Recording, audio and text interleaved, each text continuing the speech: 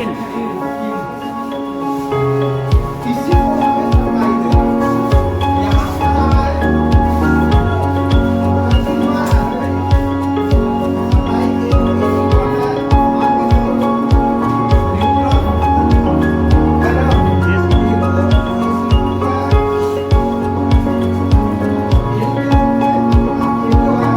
Body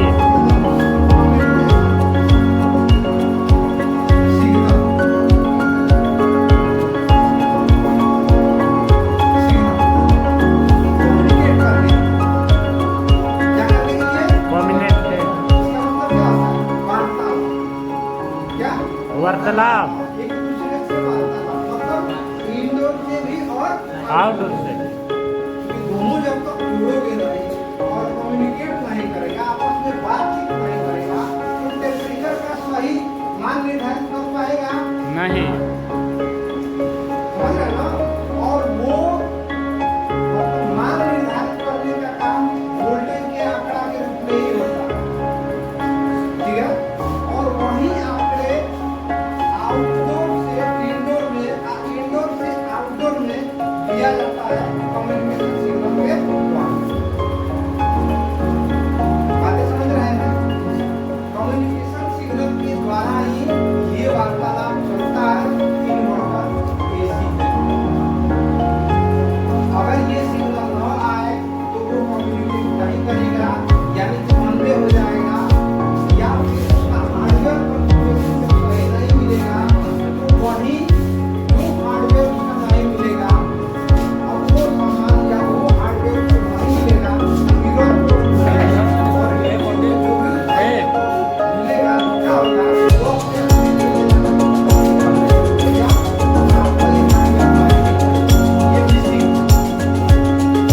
उसमें आपको gas नहीं रहेगा,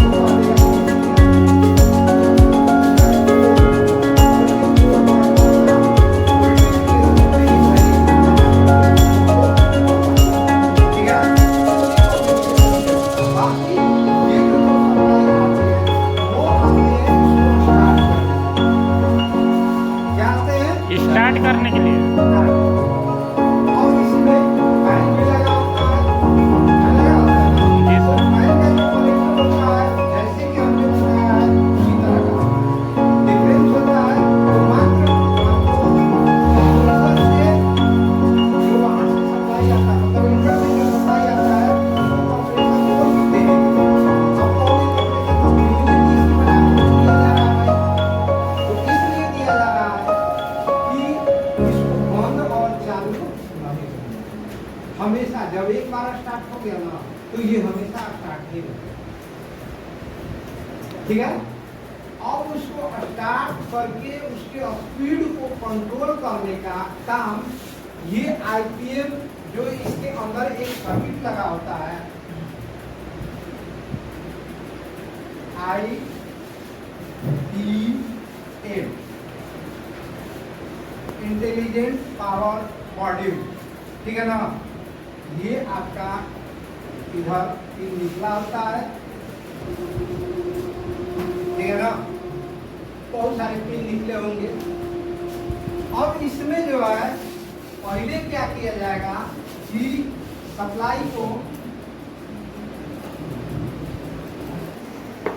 वोल्ट डीसी को कंट्रोल करके और यहाँ पे दिया जाएगा।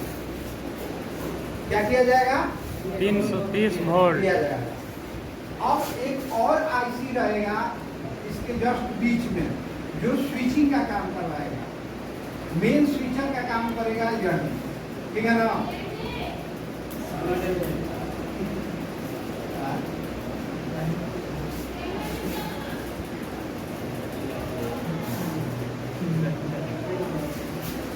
अब यहाँ से जो न्यूट्रल आएगा वो तो न्यूट्रल आएगा ही,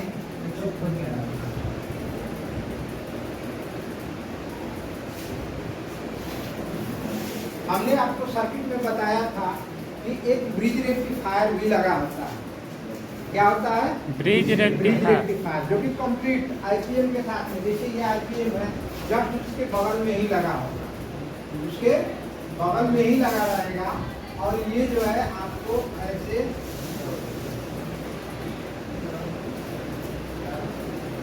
चार डायोड का संयोग होगा।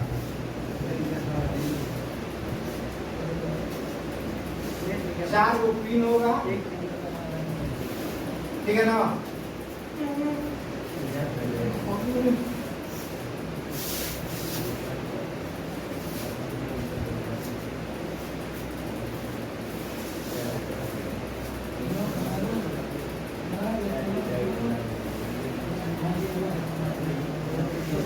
बहुत सारे सुरक्षा के लिए, कंट्रोल करने के लिए ये सर्किट लगे होंगे और आपको एक मूवी भी लगा होगा। हाँ, एक प्रकार का ये वेरिएबल रेजिस्टेंस होता है जिसको मूवी बोलते हैं। क्या बोलते हैं? मूवी। MOV, ठीक है ना। और ये सीधे डायरेक्ट इस पे दिया जाता है, इसका, ठीक है। ये आपका AC सिंबल रहता है यहाँ पे और इस पर माइनस और इस पर प्लस का DC रहता है, या ये DC लगेगा और ये माइनस। अब ये जो है सीधे आएगा और यहाँ पे एक कैपेसिटर लगा होगा और वो कैपेसिटर आपको बताया गया है कि अधिक मान का होगा, 4.5 मान के चलेगी कितना 150 mm 450 होगा, ठीक है। अब ये 450 वोल्ट का डीसी सप्लाई सीधे जो है ले करके इन दोनों को जोड़ करके एक कॉइल और सप्लाई के माध्यम, मतलब ये फ्यूजल रेजिस्टेंस होगा। क्या होगा? फ्यूजल रेजिस्टेंस होगा। एक आर मतलब कम मान का रहेगा, ठीक है, ताकि आईजीबीटी में कोई भी थोड़ा सा भी खराबी हो तो ये खराब, मतलब वो रेजिस्टेंस खराब हो जाए और ये आगे का सर्किट हमारा बच जाए, इसी के लिए, ठीक है। अब यहाँ पे तो ये आ गया और इधर का मान के चलिए कि ये रेजिस्टेंस, फिर ये रेजिस्टेंस, फिर ये रेजिस्टेंस, ठीक है। ये दोनों तीनों आपस में जोड़ करके और यहाँ पे न्यूट्रल से जोड़ दे रहे हैं, मतलब इसी वाले लाइन, ठीक है ना। उसके बाद ये दो, ये हो गया, दोनों पिन को लेकर के इस पे दे दिया जाएगा, फिर ये दो इसके लिए हो गया और ये दो मान के चलिए कि इसके लिए। देखिए कुर्तो बार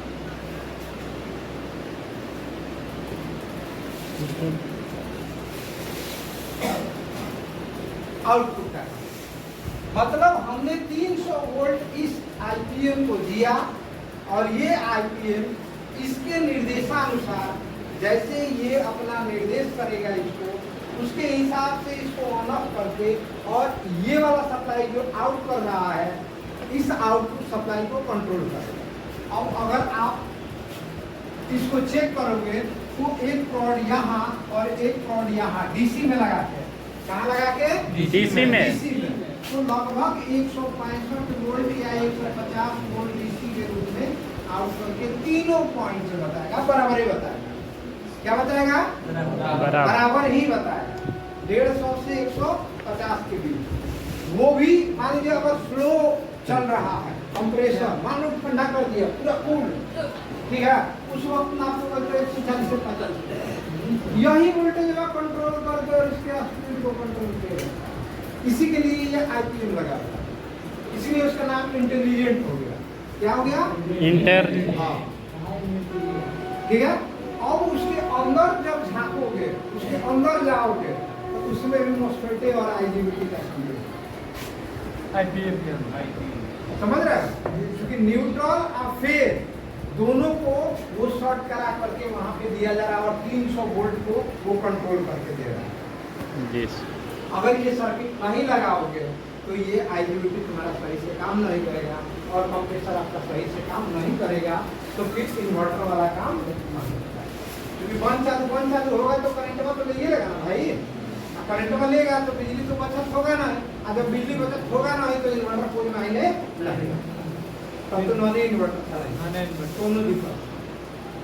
यही बंद और चालू को कंट्रोल करके, मतलब उष्मा जैसा बनेगा वैसा उसका स्पीड निर्धारित करके उसके एम्पियर को कंट्रोल किया जाता है, उसके वोल्ट को कंट्रोल किया जाता है, जिसकी वजह से मीटर का यूनिट कम होता है, ठीक है। और जब यूनिट कम होता है तो हमारा बिजली का बचत होता है। इन्वर्टर इसीलिए ना प्रयोग करते हैं, बिजली को बचाने के लिए ना, ताकि हमारा बजट कम लगे, है कि नहीं। तो यही काम करता है। अब इसके लिए आपका ये देखो, इसको आप 5 वोल्ट दोगे, ये मान के चलो प्लस 5 वोल्ट है, ठीक है। ये जो है प्लस 12 वोल्ट है, ठीक है, डीसी, और ये न्यूट्रल क्या है, माइनस डीसी, ठीक है ना। अब ये डीसी मान के चलो कि इधर भी लग गया, इधर भी लग गया, ये डीसी इस पे आ गया। एक जो है प्लस आप यहाँ पे जोड़ दिए,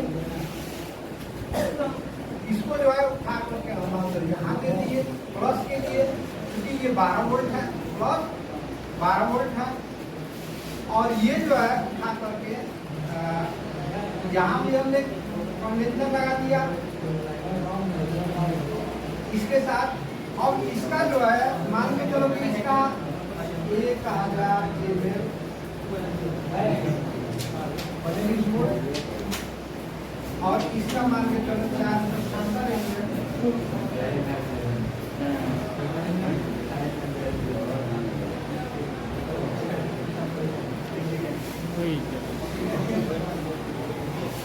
ठीक है।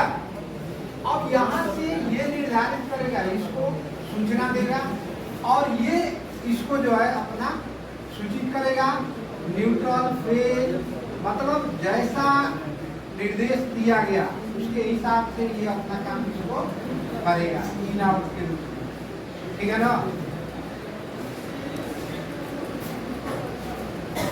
बात समझ रहे हैं। इसी को इंफॉर्मेशन मिलेगा कहाँ से, रिमोट से, हमारे रिमोट से, रिमोट से आईआर के रूप में यहाँ पे इंफॉर्मेशन मिलेगा।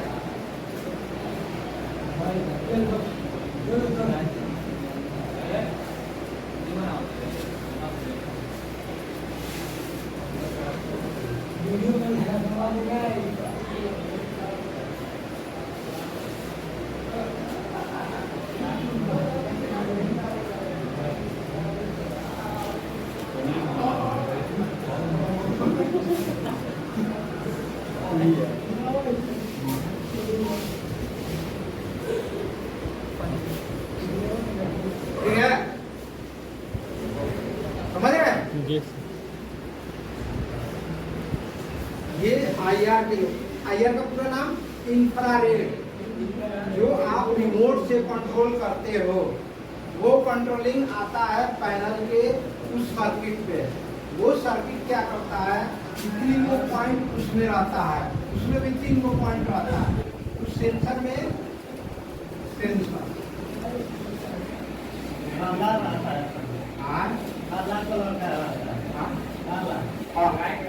ठीक है ना।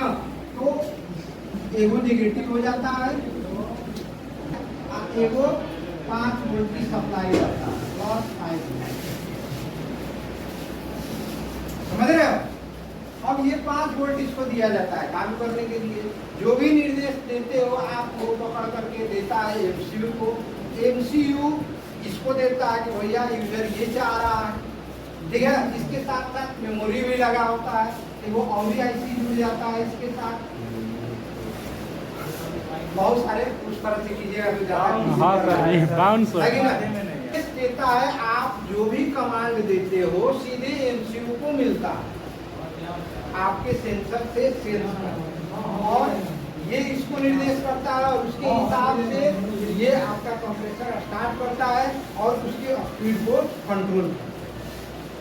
पूछना MCU का बस आपको यही जानना है कि हम जो सप्लाई दे रहे हैं 250 वोल्ट डीएसी वो यहाँ डीसी बन रहा है और डीसी बन करके आईपीएस के माध्यम से कंप्रेसर को दिया जा रहा है कंट्रोल करके और इसी कंट्रोल वोल्टेज पे इसका स्पीड निर्धारित होता है जिसके वजह से कूलिंग अपने क्षमता के अनुसार कम अधिक करते रहता है। इसमें हाँ आईपीएस इसमें जो है कंप्रेसर बंद नहीं होता है जबकि नॉन इन्वर्टर में कंप्रेसर बंद हो जाता है। बस अपने ये सब देखिए।